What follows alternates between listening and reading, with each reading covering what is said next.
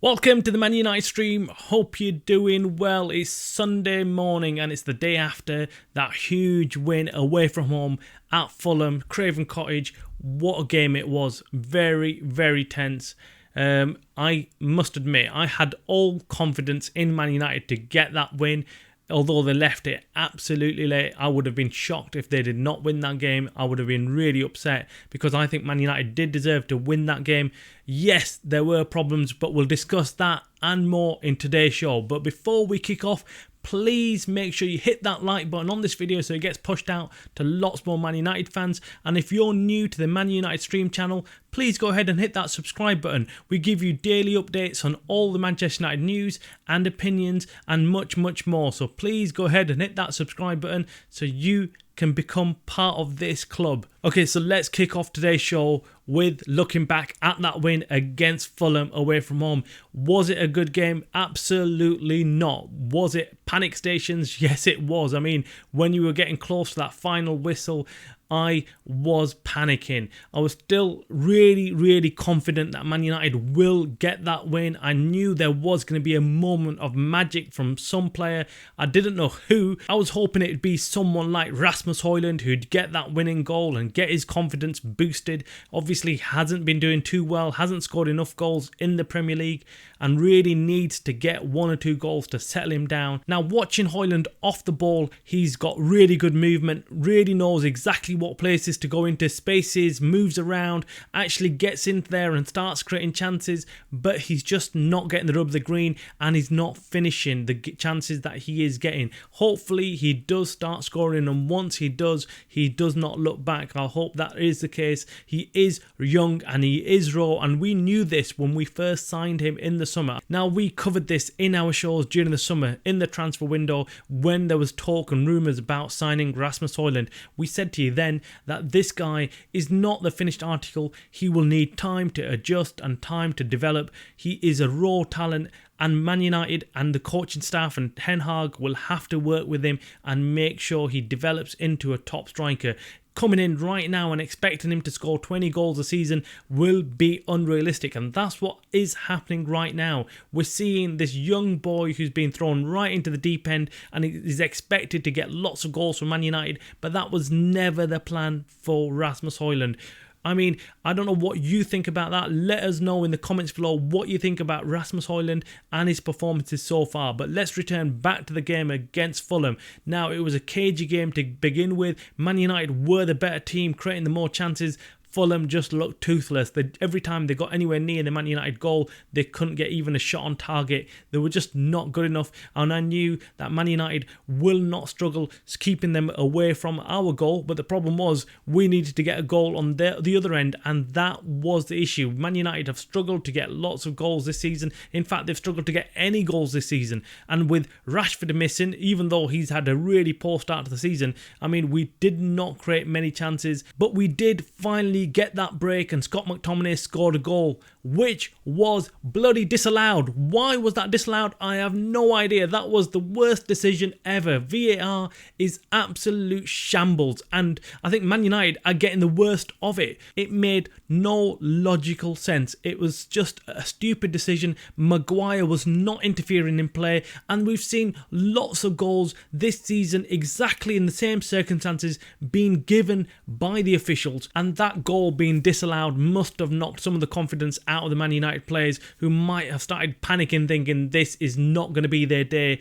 And trust me, I started thinking that as well halfway through the game. I think halfway through the second half, I did start panicking, did start thinking this is not going to happen. We're not going to get the win. And I could see the headlines being written already about Ten Hag out, about the players revolting, and it all just falling apart. How they could not be Fulham. Fulham isn't a good team. They haven't been playing well this season. They're in a bad run of form, and Man United were hot favourites to go in there and actually win the game. So that was my panic setting in during the game. I was just really worried, thinking this could be the end of Ten Hag or the beginning of the end of Ten Hag. We know that he's under pressure. We've discussed this in the last week's shows, that Ten Hag is under immense pressure, but the board is still backing him. They're still there for him and they want him to succeed, because frankly, they haven't got a better option. They haven't got anybody else to come in and take over, and they don't want to pay him out either. He's got a large payoff if he gets sacked, so why would they do that? That's what the Glazers are looking at. They're looking at the point of view that they haven't got the money to sack him. Now, who knows? The Glazers might have actually sacked Ten Hag if they didn't have to pay him off, but he has that clause in his contract. Most managers do, that if they get sacked before the end of the term, they get a payout, and maybe that's what's keeping him in the job. But I believe Ten Hag is a top manager. I think he needs time. I think he's doing well with the team, and he has got grand plans with the team. Unfortunately, with injuries, with the players that he's got, the players that he hasn't got this summer is the reason why it's not working. I hear a lot of fans out there complaining about the signings that he's made in Mason Mount and Onana and not doing well enough. And I agree with you. I don't blindly support the manager. I don't blindly support any player. I don't think that's how you approach the club. I support Man United and what's best for Man United. And that means that if the manager's doing well, I support him. If he's not doing well, then I want the best for the club. And I don't care about what the players are doing. If the players are not performing, then they need to be out of the club because it's not beneficial for Man United. That's how I look at it. So when I see the manager, Ten Hag, not doing well or making a bad decision, I will call it out. And the same goes for players. If I see Rashford not playing well, or Bruno, or anybody else, Sancho not doing well, or Sancho making a cock-up in making that statement, I will call it out. I like Sancho. I think he's a top player, great talent, but the way he's conducted himself in response to Ten Hag's criticism, I do not think that was the way he should have dealt with it. I think he should have dealt with it behind closed doors and gone to Ten Hag directly. So coming back to this game, it wasn't great, and there are problems at Man United. We can all see that. They're not playing well enough, and if they were playing against any other team that had a decent attack, I think Man United would have struggled. So we still need to keep our feet on the ground. Yes, we got that win, but we really need to get the bottom of why Man United are not playing well enough, and we need to keep the pressure on Ten Hag and make sure he's getting the best out of those players. Do I see disunity and problems within that team of players? I really don't. They all look like they really get on, they celebrate together, and they look united, and they look like they really care about what they're doing and trying to get that win. So I'm not going to sit here and criticise them, and without knowing what's going on behind the scenes, I will say that they look like they really care for the manager. They really look like they want to get that win, and they were really pleased to win against Fulham yesterday. Yes, the performance wasn't good, and it could be a lot better, but for whatever reason that's not happening. They're not clicking. Maybe they're not getting the rub of the green, but they need to stick together through this period. Like Ten Hag has said, I believe Ten Hag will push the team through and get them performing and get them winning. I think Ten Hag is a great manager, like I said, and we have to give him some backing and give him some time. You all know our thoughts on the owners and the circus that they bring into town, and you know that we feel that that is the biggest distraction for the players and the manager right now, and we feel that is the reason why they're not playing well enough. They're not concentrating on what's going on the pitch, and they're thinking about what's going on off the pitch with the takeover.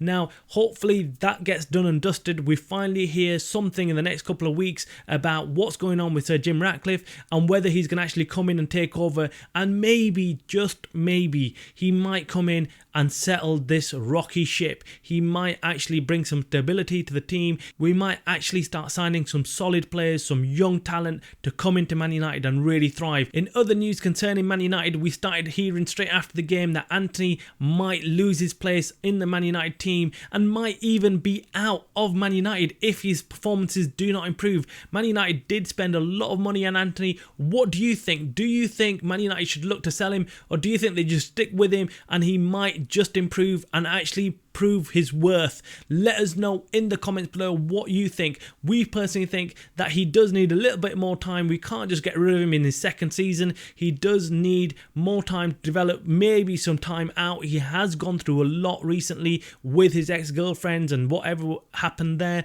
and he's still going through it. So maybe he needs time away from the game a little bit. Maybe we need someone else coming in and taking his place for now and giving him some rest time. Let us know in the comments below what you think. everything. But the biggest problem at Man United right now is getting goals. We know they're struggling getting goals. Why? Ten Hag really needs to get to the bottom of this. He needs to find out why they're not finishing those chances. He needs to bring in somebody who can put them away. Højlund is good, but you could see he's a raw talent, and maybe that's why Ten Hag was after Harry Kane this summer. But we can see what Harry Kane is doing in Germany right now for Bayern Munich. Absolutely insane. He is in a crazy run of form, scoring goals after goal. The Bayern Munich fans will be over the moon, and Thomas Tuchel probably will stay in the job just because of Harry Kane. Now, I don't like looking back at what we missed out on in players, but in Harry Kane's case, I don't know why we didn't sign him, but we can see that he would have been that final piece to our jigsaw, and if he was scoring those goals for Man United, even one or two,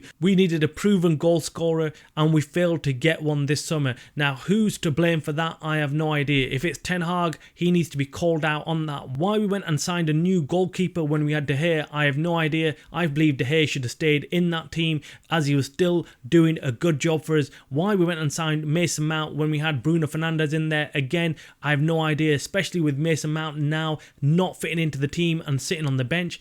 And then we signed a young raw talent in Rasmus Højlund. Yes, great signing. I believe he will go on to become a very good striker, but all in all, we should have put all our money into one basket, and that was to go out there and get a world-class striker. That's what Man United should have done, and we failed to do that, and now we are seeing the results of that. We're not scoring enough goals. Make sure you hit the like button on this video. Make sure you subscribe to the channel. You're watching the Man United Stream channel, a channel by the fans for the fans. Goodbye.